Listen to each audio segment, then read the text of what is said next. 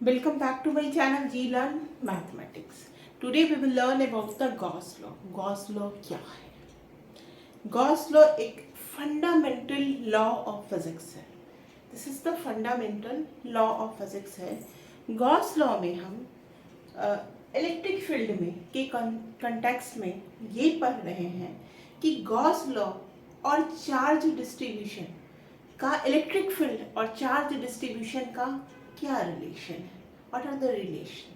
ठीक है, एक शब्द आपने देखा होगा या सुना होगा, जैसे मान लो कि ये हम बनाते हैं, है ना. तो ये हमारा भी 2D है और ये स्पेस में इसके एरिया वेक्टर का कुछ तो डायरेक्शन होगा perpendicular to the surface. Area vector क्या होगा?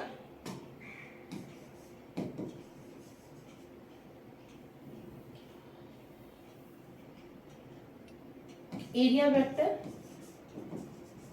क्या होगा? Perpendicular to the surface.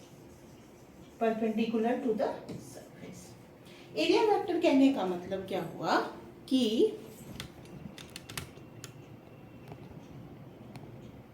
Area vector कहने का मतलब क्या हुआ? परपेंडिकुलर टू द सरफेस, मतलब कि जैसे कि हम मान लो कि ये हमारा हाथ है, इसके परपेंडिकुलर ये सरफेस, या अगर हम ऐसे देखेंगे इस अगर तो इसके परपेंडिकुलर या इसके परपेंडिकुलर, है ना. तो perpendicular to the surface the line उसको डायरेक्शन होता है, उसको बोलते हैं एरिया वेक्टर. जनरली आप जो पहले से पढ़ते आ रहे हो तो एरिया को तो आप क्या लेते हो? स्केलर की तरह ट्रीट करते हो. But here we will learn about the area vector and इसका डायरेक्शन क्या होता है? Perpendicular to the surface. What is its direction? This is perpendicular to the surface. अब देखो यहाँ पे कोई इलेक्ट्रिक फील्ड है, इलेक्ट्रिक फील्ड है ना. अगर सपोज करो किसी पॉइंट से इलेक्ट्रिक फील्ड ई है और ये है एरिया वेक्टर. मान लो एक सॉलिड स्फीयर है, ये ए है, ये देखो this is the direction of area vector perpendicular, और इलेक्ट्रिक फील्ड का डायरेक्शन ये है. तो इस दोनों के बीच में जो एंगल है उसको थीटा बोलते हैं.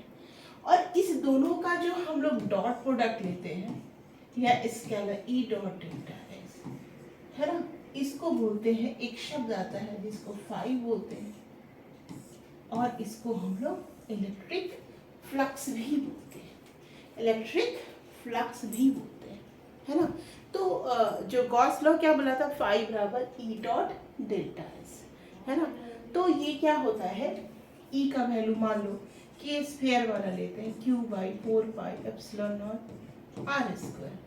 इसमें से एरिया, इसका एरिया हो गया हमारा 4 पाई आर स्क्वायर.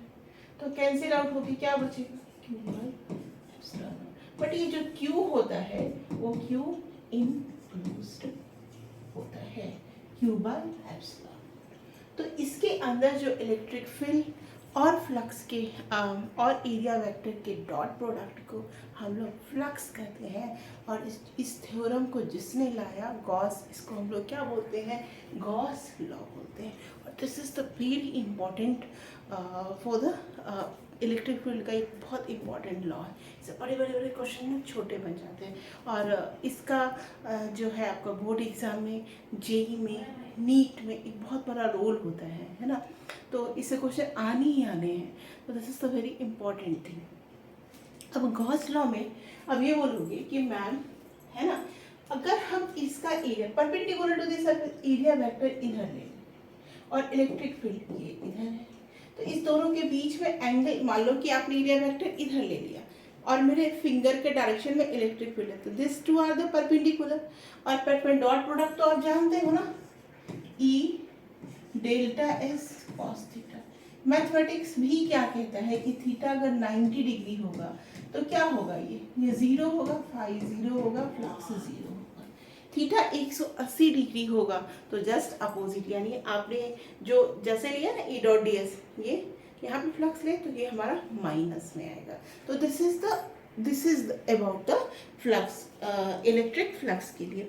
अब हमें एक क्वेश्चन है. क्वेश्चन क्या है कि square frame of edge 10 centimetre is placed with its positive normal making an angle of 60 degree with uniform electric field 20 volt per metre, find the flux. ठीक है, ये एक स्क्वायर नॉर्मल है, यहाँ पे एक इलेक्ट्रिक फील्ड है 20 वोल्ट और क्या क्या है 20 volt per metre, uniform electric volt 20 volt per metre. The flux square frame of edge 10 centimetre with its positive normal making an angle 60 degree with uniform electric field और volt per metre, तो volt metre होगा ही ना, ई बराबर क्या होता है minus dV by dr, इसके लिए वोल्ट लिखेंगे तो वोल्ट पर, हमेशा डायमेंशन का ध्यान देके करना है। अब देखो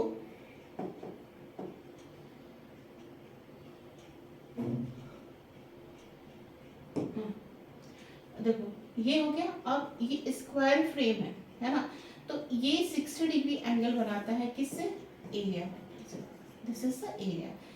स्क्वायर फ्रेम का लेंथ 20 सेंटीमीटर आई थिंक दिया हुआ है, 20 सेंटीमीटर ना, हाँ नहीं 10 सेंटीमीटर दिया हुआ है स्क्वायर एज है ना, ये 10 सेंटीमीटर दिया हुआ है, ये एंगल 60 डिग्री, ये दिस इज द 10 सेंटीमीटर। तो what is the flux, question को सॉल्व कैसे करेंगे, तो ई डॉट डी एस है ना, तो 20, अब डॉट डी एस में क्या लगाएंगे, volt per metre, cos product है ना,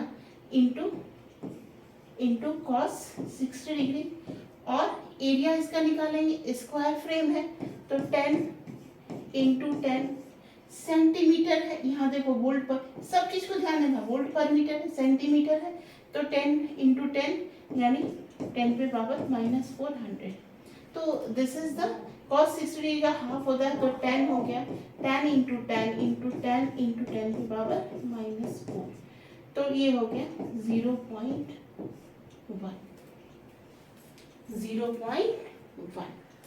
तो इसको हम लोग कैसे, अच्छा एक चीज आप देखो, आपके सामने में फ्लक्स का यूनिट क्या होगा, ई डॉट डेल्टा एस, अभी हमने क्या लिखा वोल्ट बाई मीटर, ये क्या हो गया मीटर स्क्वायर, ये क्या हो जाएगा वोल्ट मीटर है ना, तो हम लोग इसका यूनिट आपने मीटर में चेंज किया है तो आप वोल्ट मीटर के टर्म में भी लिख सकते हैं है ना, आपने यूनिट में चेंज किया तो वोल्ट मीटर के टर्म में हम लोग इसका आंसर लिख लेंगे।